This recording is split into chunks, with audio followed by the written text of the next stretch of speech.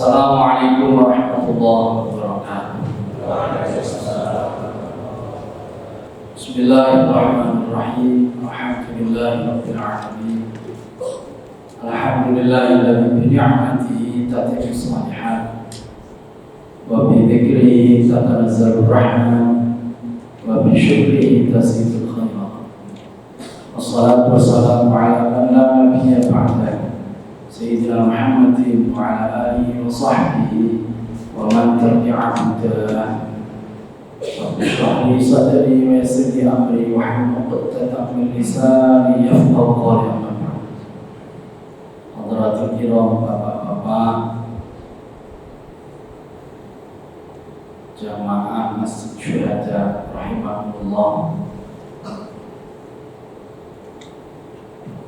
Alhamdulillah pada malam hari ini kita bisa bersama-sama melaksanakan sholat Isya, dan insyaallah nanti kita akan bersama-sama melanjutkannya dengan sholat tarawih dan sholat witir insyaallah. Ini adalah malam yang kedua kita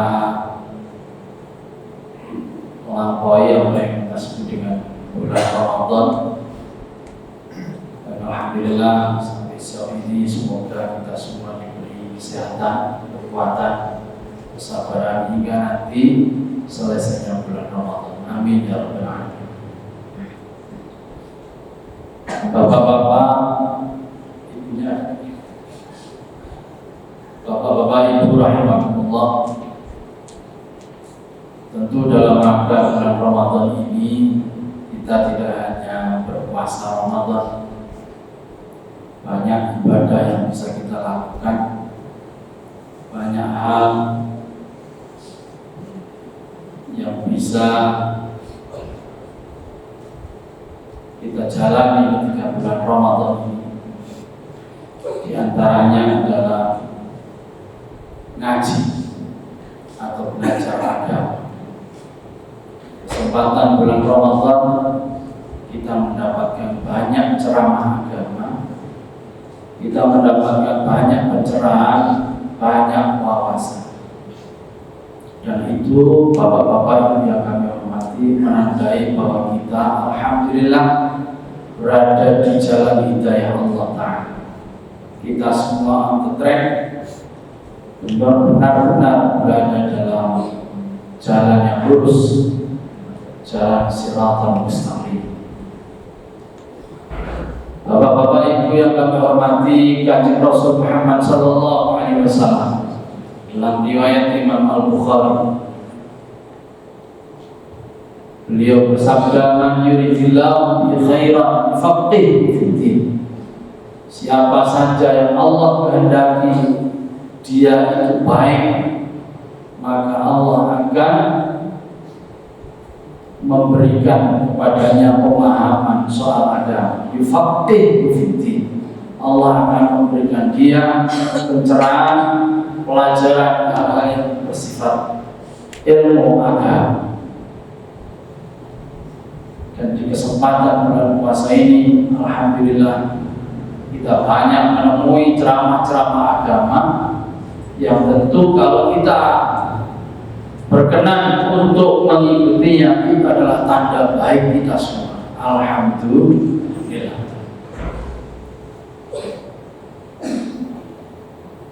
Tafaqquh fiddin, bapak-bapak ibu yang kami hormati, itu bukan sekedar ilmu biasa atau ilmu pada umumnya. Tafaqquh fiddin itu artinya mempelajari agama. Ya.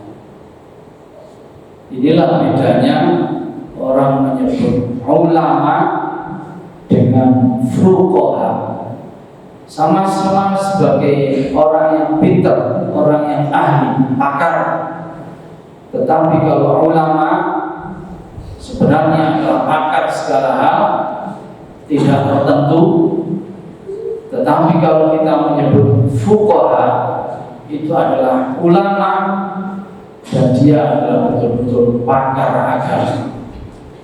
Jadi kalau kita menyebut ulama belum tentu ahli agama, Tetapi kalau kita menyebut fuqaha, maka pasti beliau itu ulama yang ahli agama. Suatu ketika Kanjeng Rasul Muhammad sallallahu alaihi wasallam ditanya sama orang, "Ya Rasulullah, ayyun nas akram?" Nabi, riwayat Imam Bukhari, Bapak Ibu. Kanjeng Nabi, siapa orang yang paling bertakwa? Siapa orang yang paling mulia?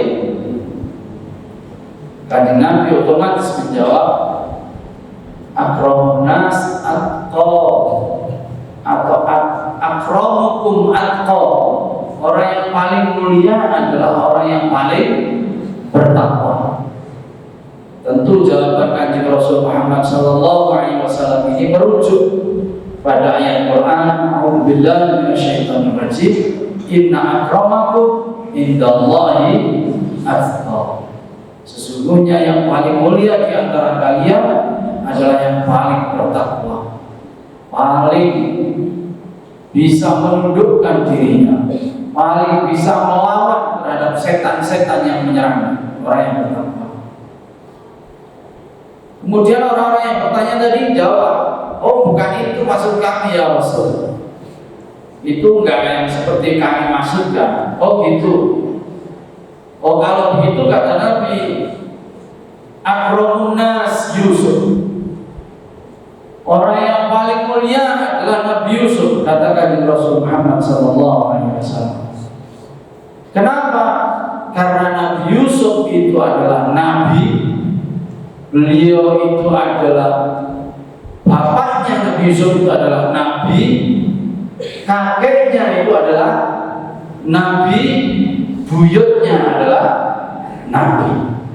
Orang yang paling mulia kata Kanjeng Nabi, Nabi Yusuf alaihissalam. Karena beliau sendiri seorang nabi, bapak beliau yang namanya Nabi Yakub adalah seorang nabi, kakek beliau yang bernama Nabi Ishak adalah seorang nabi, buyut beliau Nabi Ibrahim alaihissalam adalah juga nabi. Dan Nabi Yusuf, bapak-bapak ibu yang kami hormati, menjadi orang yang mulia bukan hanya dari segi keturunannya, karena beliau keturunan orang yang terhormat, bukan sekedar itu, tetapi beliau adalah orang yang rendah hati, beliau adalah orang yang pemaaf, beliau sedemikian rupa dikuyok-kuyok sama saudara-saudaranya, tetapi beliau memaafkan. Beliau menjadi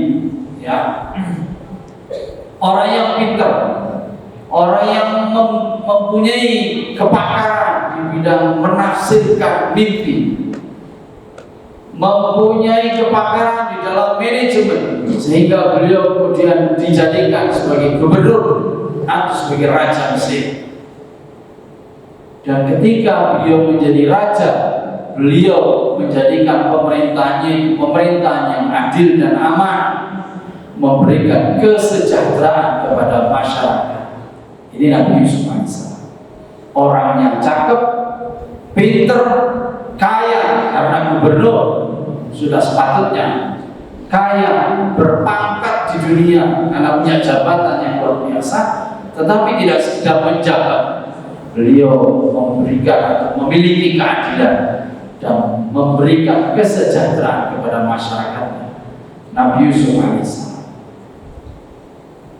Orang-orang kemudian menyatakan kepada Nabi, enggak gitu, itu maksudnya enggak. Saya enggak bertanya tentang itu Nabi. Kami bertanyanya tentang orang yang mulia, bukan yang itu. Kami bertanya tentang orang yang mulia di kalangan Arab. Nabi kemudian menjawab, kalau itu akramukum fil jahiliyah akramukum fil Islam idza faquhu atau idza faqihu. Kanjeng Nabi ketika jawaban beliau tidak dikehendaki oleh orang-orang, mereka menghendaki yang paling mulia di kalangan orang Arab. Jawabnya Nabi adalah, orang Arab yang paling mulia adalah orang Arab yang ketika zaman jahiliyah dulu dia adalah tokoh kemudian ketika dia masuk Islam, dia mau belajar agama. Idza faquhu, mereka mau belajar agama. Bapak-bapak, ibu yang kami hormati, apa yang bisa kita ambil dari hadis ini?